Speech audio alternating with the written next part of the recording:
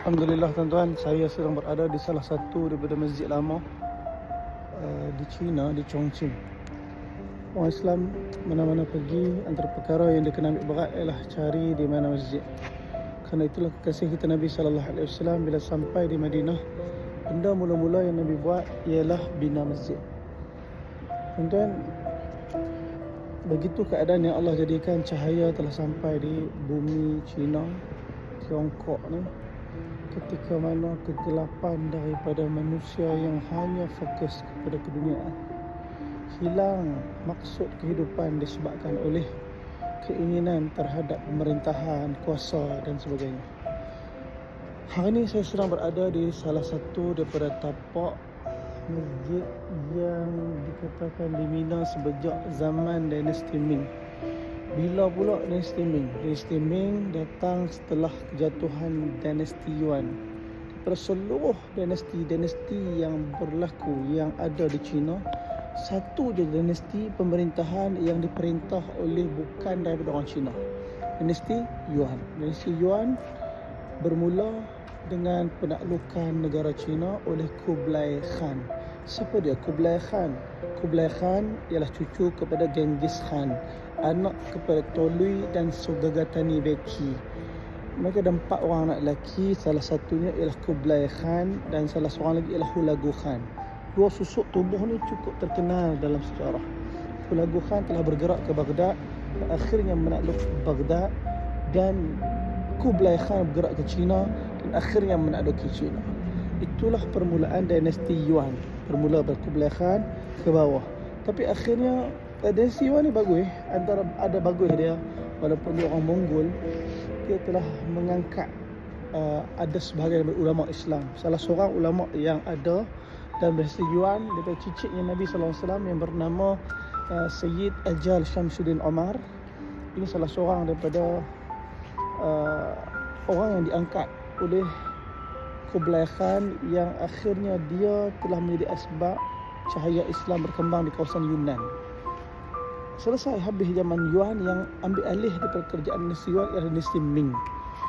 Dinasti Ming adalah antara dinasti yang juga menjadi asbab cahaya Islam mula sikit bercahaya dan terang di bumi China. Walaupun dia taklah menyeluruh menjadi asbab seluruh China Islam, tak, memang sukar. Negara China ni ramai sangat orang. Hari ni ada 1.4 bilion orang, dan orang Islam ada sekitar 30 juta. Minta maaf, orang Islam ada sekitar 30 juta orang ni, orang Islam saja.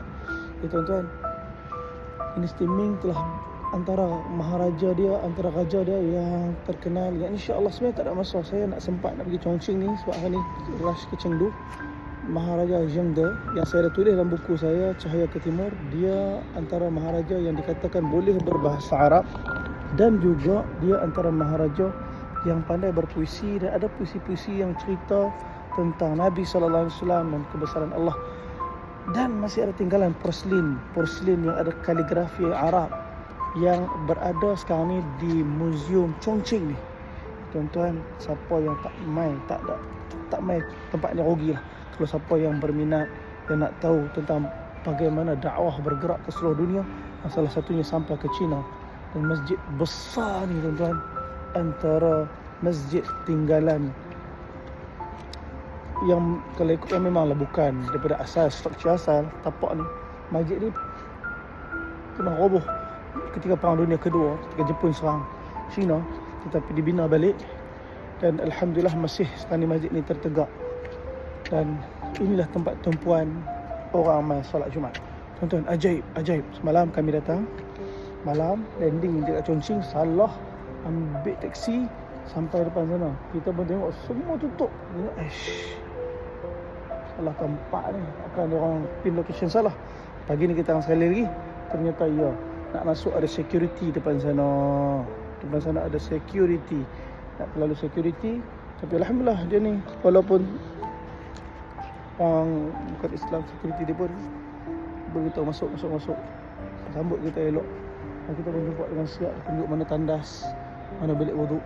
Tuan-tuan nak tahu review masjid ni secara menyeluruh, kena tengok video lengkap saya dekat YouTube nanti insya-Allah.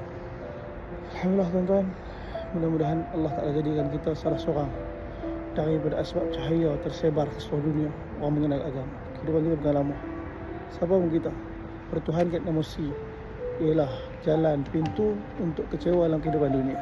Kerana Tuhan kita adalah Allah. Beriman kepada Allah, meyakini segala kebesaran Allah, mengagumi segala keesaan Allah, dan jalan bahagia dan ambil dakwah sebagai kerja.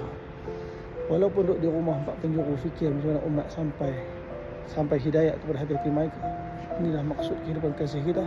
Ini yang telah dilakukan oleh para sahabat. Mereka ada keluarga, mereka ada anak-anak, mereka tinggalkan tanah air mereka semata-mata untuk Islam. Akhirnya tertegaknya benih iman di bumi Cina.